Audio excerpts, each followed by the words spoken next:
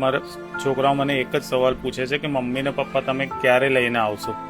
એના પછી હવે ત્યાં આગળ એને મોકલવામાં આવે તો મારા છોકરાઓનું શું, અને પ્લસ ત્યાં આગળ જાય તો એને એના મા બાપ બી એક્સેપ્ટ નહીં કરે, અને ત્યાંના જે અમુક કટ્ટરપંથીઓ છે એ લોકો ત્યાં આગળ એને જીવવા નહીં દે. સરકારી અધિકારીઓ જે પોલીસ અધિકારીઓ છે એમની જોડે બી મેં વાત કરી, એમની જોડે હાથ પણ જોડ્યા, પણ ત્યાં આગળથી બી એવી જ વાત સાંભળવામાં આવે છે કે આ જે અમારા ઉપર છે નથી, આગળથી જે સરકાર જે નક્કી કરશે એ જ થશે અને તમને ડિપોર્ટ કરવામાં જ આવશે. ગત સપ્તાહે જે ગુજરાત સરકાર દ્વારા પોલીસને આદેશ આપવામાં આવ્યો હતો કે બહારથી આવેલા જે બાંગ્લાદેશીઓ છે તેમને વેરીફાઈ કરવા અને તેમને ડિપોર્ટ કરવાની જે કાર્યવાહી કરવામાં આવી હતી તેને જ લઈને એક ચર્ચાનો વિષય આણંદમાં બન્યો છે. આણંદના લાંભેલ ખાતે રહેતા તરુણભાઈ પટેલ જે પોતાના પરિવાર સાથે રહે છે તેમની એક એવી કહાની જે કહી શકાય કે સરહદ પારની પ્રેમ કહાની, તેનો કરુણ અંત આવવા જઈ રહ્યો છે. સીધી જે વાત કરવી છે તરુણભાઈ સાથે. તરુણભાઈ, જે સમગ્ર ઘટના છે કેવી રીતે બની, શું હતું તે જણાવો. જી સર, આજથી 12-13 વર્ષ પહેલાં ફેસબુકના માધ્યમથી જે અત્યારે હાલમાં મારી વાઈફ છે એની જોડે હું કોન્ટેક્ટમાં આવેલો. ફેસબુક પર વાત થયા પછી અમે બે આપસમાં પ્રેમ થયા પછી અમે સાથે લગ્ન કરવાનું વિચાર્યું. એ બાંગ્લાદેશમાં એ ઘડી હતી. એને ત્યાં આગળથી બોલાવવા માટે મેં પાસપોર્ટની પ્રક્રિયા કરવાનું બી કીધું. એને એજન્ટને ત્યાં આગળ પૈસા પણ આપ્યા 12-13 હજાર રૂપિયા, પણ ત્યાં આગળ પાસપોર્ટની પ્રક્રિયા માટે એજન્ટે એને ધોકો આલ્યો, પૈસા ખાઈ ગયો.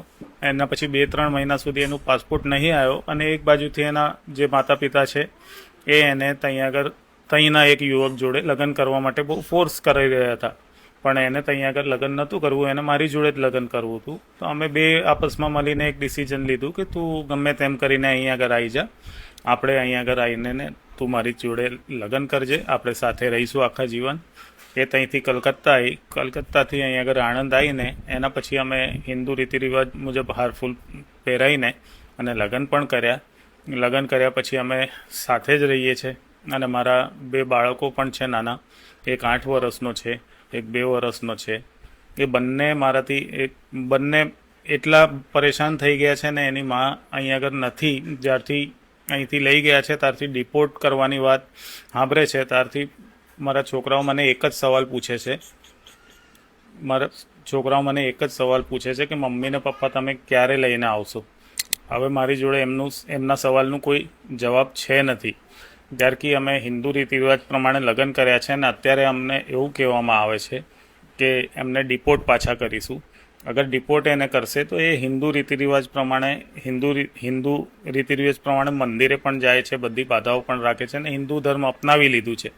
એના પછી હવે ત્યાં આગળ એને મોકલવામાં આવે તો મારા છોકરાઓનું શું, અને પ્લસ ત્યાં આગળ જાય તો એના મા બાપ બી એક્સેપ્ટ નહીં કરે, અને ત્યાંના જે અમુક કટ્ટરપંથીઓ છે એ લોકો ત્યાં આગળ એને જીવવા નહીં દે.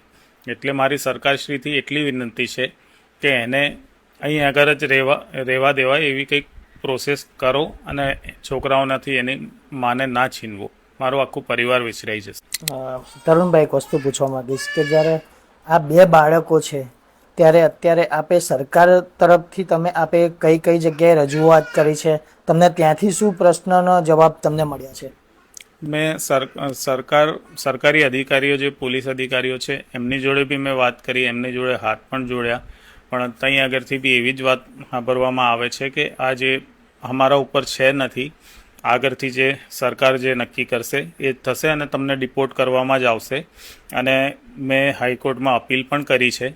એ હાઈકોર્ટમાં અપીલમાં બી માનવતાની દ્રષ્ટિએથી કંઈક સારું થાય એની હું આશા રાખું છું.